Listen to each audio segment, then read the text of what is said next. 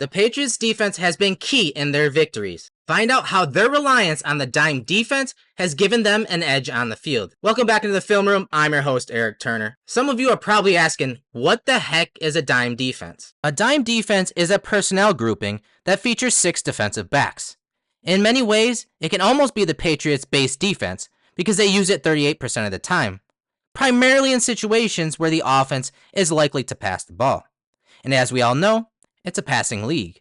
So when the Patriots play a passing team like the Bills, they tend to use dime more often. If we flash back to that Week 13 matchup between the Bills and Patriots, the last time these two met, the Patriots were in dime 58% of the time. It appeared that they were attempting to use their dime personnel to match the Bills' 11 personnel. So any plays where the Bills had one running back and one tight end on the field. Like this split backfield set with tight end Dawson Knox and running back Devin Singletary. On this play, you see the Patriots have their 2-3-6 defense on the field. So 2 defensive linemen, 3 linebackers, and 6 defensive backs. When the Patriots were in dime, the Bills passed the ball 59% of those calls versus 30% run. Josh Allen had relative success in situations where the Patriots presented their dime defense. He averaged 8.9 yards per attempt, completed 14 out of 19 passing attempts for 162 yards and 2 touchdowns. I will add that he was sacked 1 time versus dime personnel, and the Bills overall surrendered a pressure rate of 50% in that matchup. So the Patriots were able to generate pressure, but Allen managed to escape, and he made some big plays with his arms and his legs. Most of the production against the dime defense came when the Patriots played man coverage. Now, they only played man coverage 46% of those passing attempts, but they surrendered 8 completions for 102 yards and 2 touchdowns. But as you can see, it was vintage Allen on some of these plays.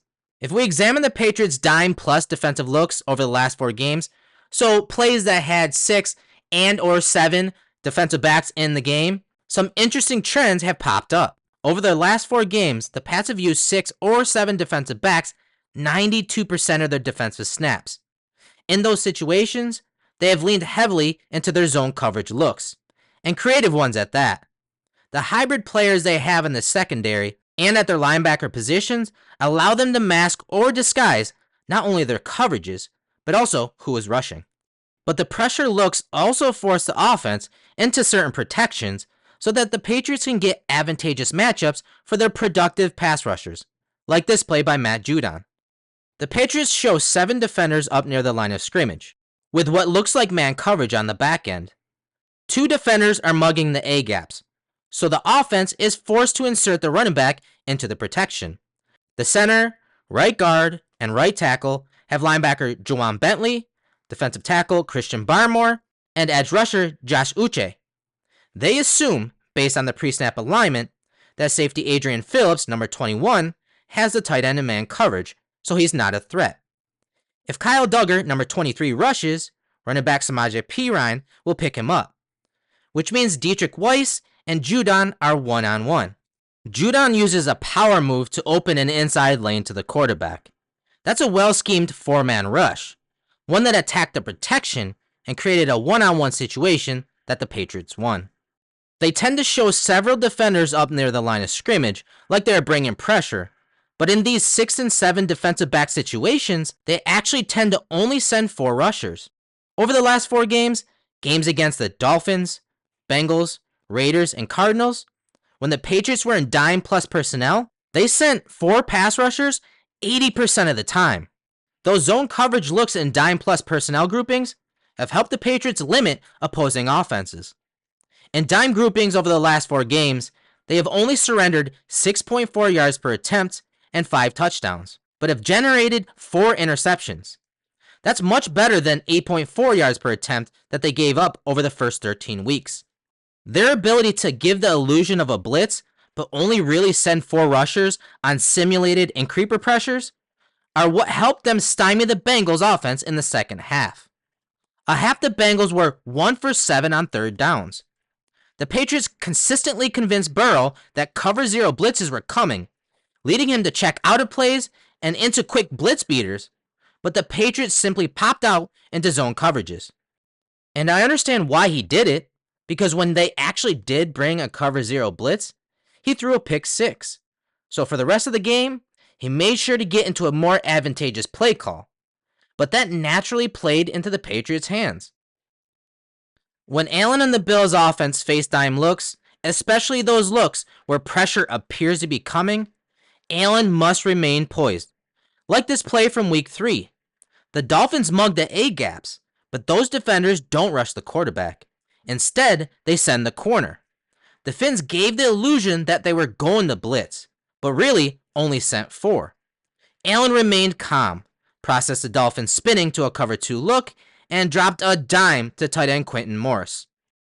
If at any given moment Allen feels like pressure may be coming, or he just doesn't like what the defense is spinning to in the secondary, he needs to find his check down. It is something that teams have had success with over the last few weeks. Teams are getting the ball to checkdowns, especially those at the running back position, and those players are making some plays for their offenses. Allen has been really good at recognizing when the Patriots are showing something exotic, then dropping out into coverage post-snap. And generally, that has been the Patriots dropping out into 2 deep shells. Those have been the moments over the last couple of years where Allen has gotten better about checking it down. The offense now has more explosive options at the running back position when Allen wants to take those underneath routes. The Bills have 2 running backs who are in the top 10 in yards per route run at the running back position.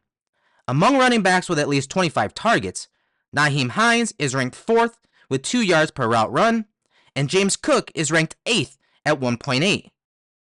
Hines sits in front of Tony Pollard, Alvin Kamara, Austin Eckler, and James Cook.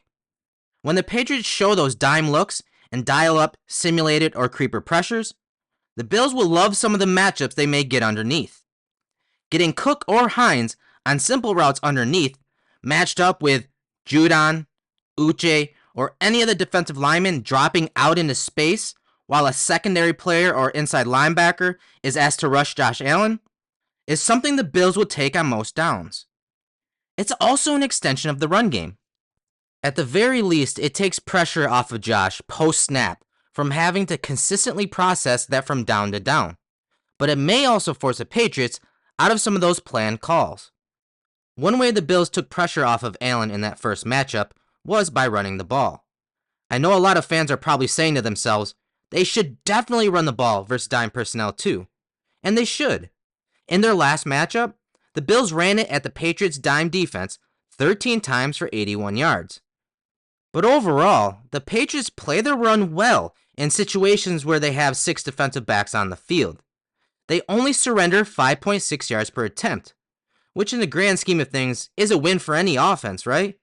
But relatively speaking, that is the 5th lowest yards per attempt in those situations. And in that last matchup, only 5 of those 13 carries against dime personnel came in the second half, for a whopping 21 yards. So the Patriots defense adjusted and slowed the run game down in the second half. Sunday's game against a divisional rival is going to be an emotional roller coaster for the Bills and their fans. Heck, for the NFL as a whole. But once those initial emotions of returning to the field the first time since Damar Hamlin's tragic injury wear off, the Bills have a chance to put up some yards and points by attacking the Patriots' dime defense. If you like that video breakdown, be sure to smash that like button, leave us a comment in the comment section, and at the very least, please subscribe to the Cover One YouTube channel. I've been your host, Eric Turner, here in the film room. We'll catch back up next week. Go Bills.